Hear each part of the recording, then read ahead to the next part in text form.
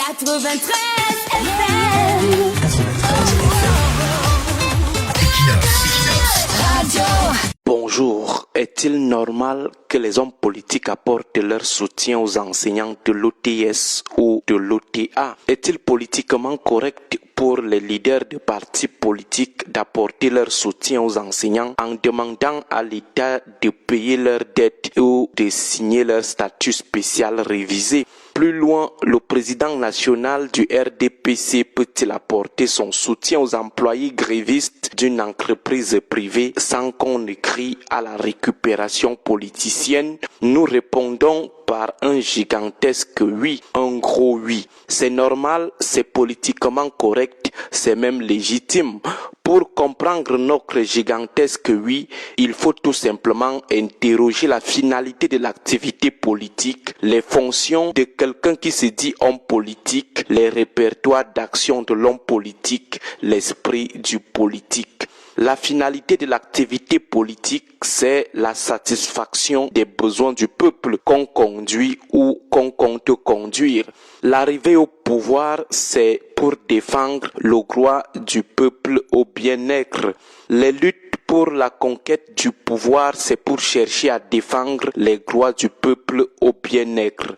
Toutes les querelles, toutes les bagarres qu'on fait dans le champ politique, c'est pour le bien-être des populations. Alors, un homme politique qui est indifférent face au mal-être du peuple est soit un aventurier, soit un opportuniste, soit un égoïste dont le seul but est de venir escroquer les voix des populations pour atteindre, réaliser ses objectifs personnels ou ceux de son petit clan. Un homme politique qui attend seulement les élections pour venir faire son one-man show, alors que pendant l'intersaison électorale, il est resté indifférent face aux déboires du peuple. Cet homme politique est simplement un mal intentionné. Les fonctions d'un homme politique, c'est la défense d'une vision de la société, la défense des principes sociaux et la mobilisation du peuple autour de l'idéal social qu'il défend. Et l'idéal le plus basique, c'est l'épanouissement du peuple. Dans cette tâche, il doit être permanemment avec le peuple. Il ne doit pas être distant de ce peuple, car c'est ce peuple qui le fait. Il peut le faire, il peut le défaire. Comment imaginer donc un homme politique digne de ce nom se tenir loin du peuple? Il en est de même des partis politiques. La définition même de parti politique met déjà une emphase sur le lien entre les partis politiques et le peuple. C'est quoi un parti politique?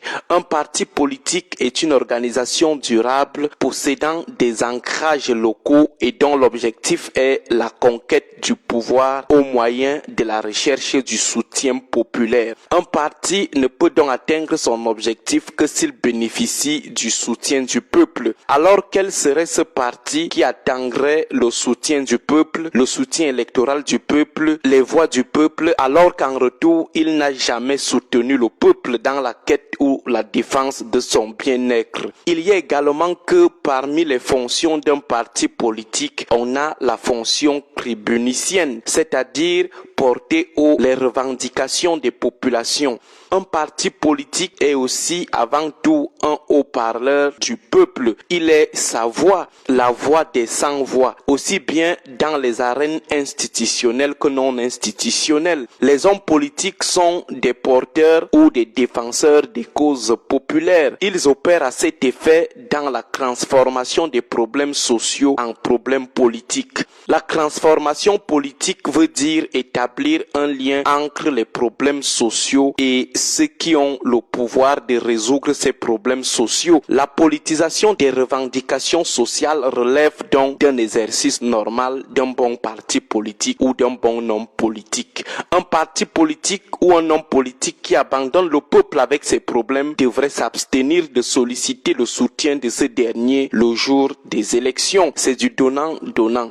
Par ailleurs, la stratégie en politique voudrait aussi que le politique saute sur tout problème qui pourrait augmenter son capital sympathique auprès des masses, qu'il considère des causes populaires comme des fenêtres d'opportunité, des balles en or pour paraître utile devant ce peuple. Pas seulement attendre la période des élections pour venir jouer les one-man show. Conclusion, lorsque le peuple camerounais ou une partie du peuple camerounais est en pleurs comme les enseignants aujourd'hui, tous les partis politiques sérieux, tous les partis qui n'attendent pas seulement les élections pour venir jouer les défenseurs du peuple devraient se mobiliser, y compris le parti au pouvoir, parce qu'il a intérêt à ce que le peuple le trouve compatissant lorsqu'il est dans le pécrin et non se contenter uniquement des votes de ce peuple.